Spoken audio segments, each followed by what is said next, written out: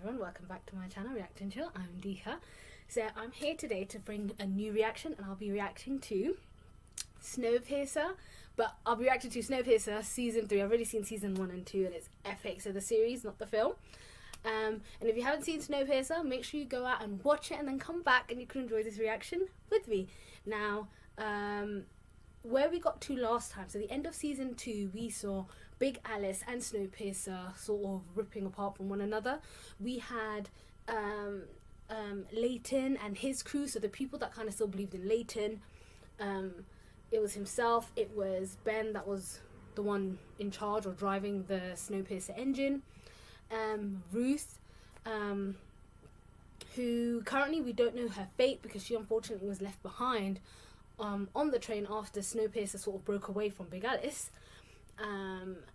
And they basically wanted to break off and set out to go back and find Melanie after Melanie had made she made the discovery, and what they found from her discovery was that there were parts of the earth actually heating up, so there were parts of the earth actually warming up again, which meant that they could actually start civilization again. They could actually finally get off the train. This was something Wilford wasn't happy about because he unfortunately rules the train with an iron fist. He's not about that life. He's a dictator, and doesn't want to grant or potentially even have that information out. So he did everything he could, at the same time going against she's not his favorite child anymore, but Alex is also with Leighton, who wanted to get her mother back, but he was very much trying to keep that information tucked away from the rest of the train. He didn't want people knowing that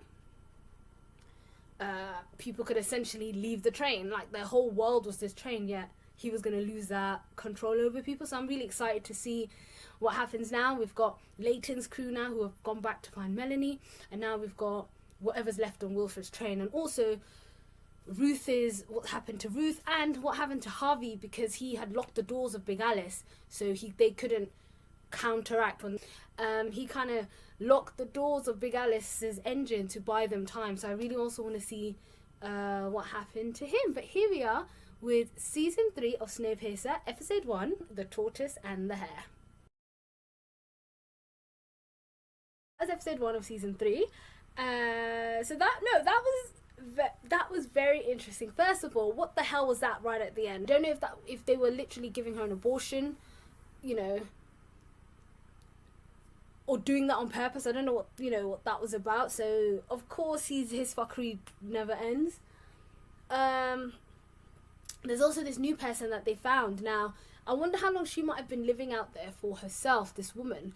Maybe doing something very similar to what Melanie, because back in season 2 when Melanie came across one of those centres, she found out towards the back the earth was giving off hot heat. That's where all the rats survived. And that's where all the rats were coming from. So she had found a sort of warm spot, a warm area. So maybe this woman's the same. Maybe she's come across Melanie. I don't know. So it'd be kind of interesting to see her story. It's nice to see that there are people still kind of behind the resistance, are still kind of behind Leighton. I'm so glad that Ruth is still alive. They're keeping her hidden. I could only imagine what Mr. Wilford would do if he'd found her. In terms of the type of sick torture, because you can see what he's been doing to poor Harvey. He obviously is willing. He's looking to keep everyone alive for Audrey's sake, so he could get her back safely. So again, this questions what on earth is he doing to poor Zara's baby. So yeah, Ruth was on the run. That weird double combo of LJ and Osweiler.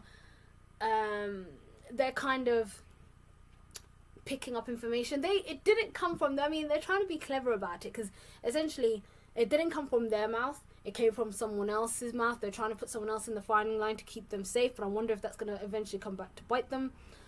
Like, how long could they be in Wilfred's good favour? Because I feel like he doesn't care about anyone apart from himself and Miss Audrey. So there was that going on, and obviously, unfortunately, we'd found out what happened to the Watermaster, and sullying them with, I'm assuming, I don't know what that is, but it's, again, Kevin's keeping a really close eye on the resources, and Ruth on the other hand is also helping distribute those resources. I like in the beginning, as we kicked off, it's been 6 months later, and they're going to each and every hotspot that Melanie had in her research. They're trying to find Eden. That's what. So the new Eden, the new place where they could essentially have life, start creating life again. So it's crazy to think Ruth has been hiding. I said it in the reaction. Ruth has been hiding from Mr. Wilford for 6 months on the train. Fair enough. The train is over 1,000 carriages long, but still, there must be only a certain amount of places you can hide. And of course, part of the train is now frozen because of the removal of the extra engine, and they're under the pressure of a much more smaller. And Big Alice isn't as what's that word? It doesn't have the same power output as Snowpiercer. That's why Snowpiercer is running hot. It needs to be on the move all the time. So I'm glad that the people that were still believing in Leighton are still believing in Leighton. And obviously when Ben, thank God, he's still alive after falling through one of the spots they had found. In that moment, or at that point when Leighton was about to pass out after his suit almost ran out, he almost had this weird dream or like a vision. So I wonder what that's about.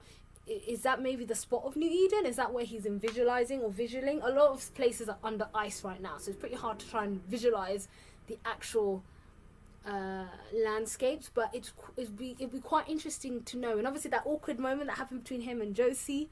So yes, everyone, well not everyone, but the Resistance and people like Ruth and Pike are hoping for Leighton's return.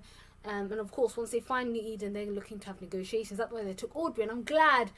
I do question Aubrey. I keep calling her Aubrey. Audrey's powers. Miss Audrey has these ridiculous.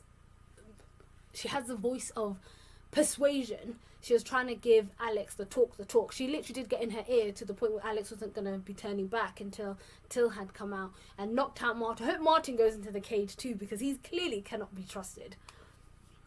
So of course this new person, they'll be questioning her, and I really want to know what the hell Wilford was doing to poor Zara, because then how is that, if obviously she ends up losing the baby, I wonder how that's going to change the dynamics of things.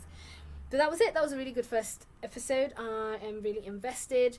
Clearly it's a race against time, as we saw in the introduction, where Wilford is literally on the tails of Snowpiercer, and he'll do whatever it takes to get the engine back, whether if they come back to him or if he has to capture them by force. And unfortunately Wilford has the numbers. So yeah, we'll see what happens next time. But if you did like this video, don't forget to like, comment and subscribe, and I'll see you guys next time.